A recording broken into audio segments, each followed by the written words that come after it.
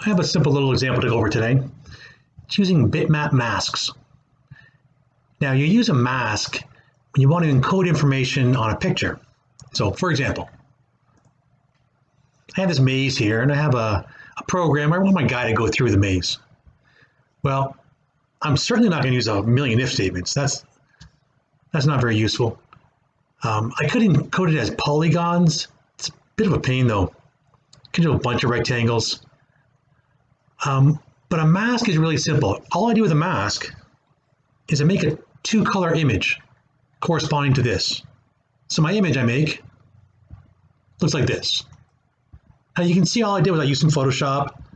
Now you can go straight into Paint if you want to and just draw it on yourself. So the beauty of a mask, it's kind of like treating the whole screen as a two-dimensional array or two-dimensional list, where each pixel is an entry into that list. But what makes it easy is you can just use Paint. You don't have to make a data file. You don't have to do anything weird. Okay, so here's my example. And as you can see, the guy moves around. He respects the walls. Maybe you don't believe me. Maybe you think I'm just moving very accurately. You can try it yourself.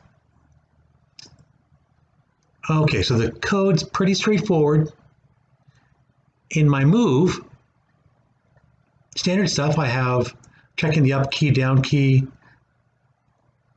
Now I checked the keys out here. That's just because if I wanted to escape the program, I want to check it here. I guess I could have checked it in here too, whatever.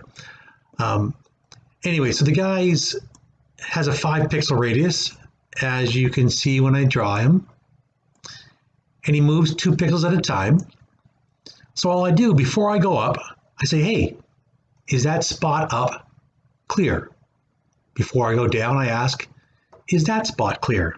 Now again, it's +7 because his radius is 5 and I'm moving 2 at a time. Now my clear function, all it does is it finds the pixel location on the picture and it looks on the mask and it says, is that clear? Now clear just means not equal to my wall color. And my wall color, here, I chose to use blue in my picture, as you saw, and it's RGBA. Now when you do the get at, it's going to give you the alpha, whether you want it or not. Now you could say, I want to only deal with RGB and only use the first 3 here, but I don't think it takes that much more work to simply put the 255 into the picture. But that's it. That's all you do to use a mask. Now, you can put whatever you want to in the mask. You might decide all you want to do is check for walls. Then 2 colors, great. But maybe in this maze, I want to put a spot where maybe there's a fire, or maybe there's a spot where there's an encounter. I can encode that very easily just by adding new colors in. And then of course, rather than just asking, is it clear? I would ask, hey, is that my fire color? Or is that my encounter color? Whatever you want to, you can put in your mask. Some things are more easily stored in the mask. Some things are more easily stored in a list.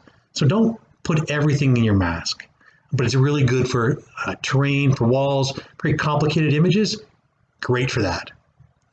So again, I hope you guys are still thinking about your final project, working on your final project.